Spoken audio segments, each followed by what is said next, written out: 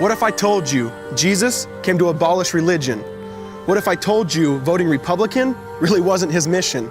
What if I told you Republican doesn't automatically mean Christian, and just because you call some people blind doesn't automatically give you vision? I mean, if religion is so great, why has it started so many wars? Why does it build huge churches but fails to feed the poor? Tell single moms God doesn't love them if they've ever had a divorce, but in the Old Testament, God actually calls religious people whores. Religion might preach grace, but another thing they practice. Tend to ridicule God's people. They did it to John the Baptist. They can't fix their problems, and so they just mask it, not realizing religion's like spraying perfume on a casket. See, the problem with religion is it never gets to the core. It's just behavior modification, like a long list of chores. Like, let's dress up the outside, make it look nice and neat. But it's funny, that's what they used to do to mummies while the corpse rots underneath. Now, I ain't judging, I'm just saying, quit putting on a fake look. Because there's a problem if people only know that you're a Christian by your Facebook. I mean, in every other aspect of life, you know that logic's unworthy. It's like saying you play for the Lakers just because you bought a jersey. See, this was me too, but no one seemed to be on to me. Acting like a church kid while addicted to pornography. See, on Sunday I'd go to church, but Saturday getting faded, acting if I was simply created to just have sex and get wasted.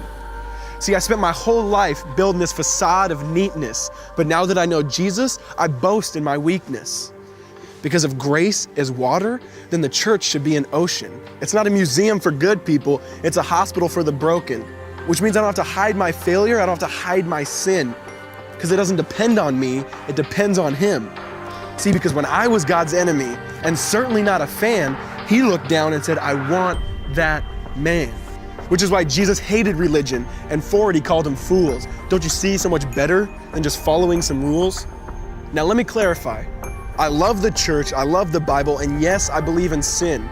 But if Jesus came to your church, would they actually let Him in? See, remember He was called a glutton and a drunkard by religious men.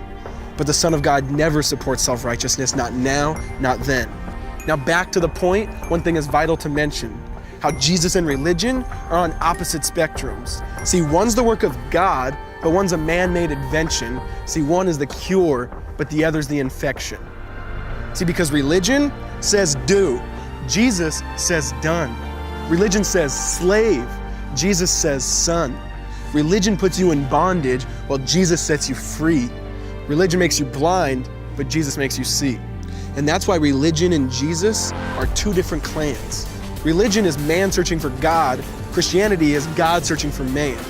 Which is why salvation is freely mine, and forgiveness is my own. Not based on my merits, but Jesus' obedience alone.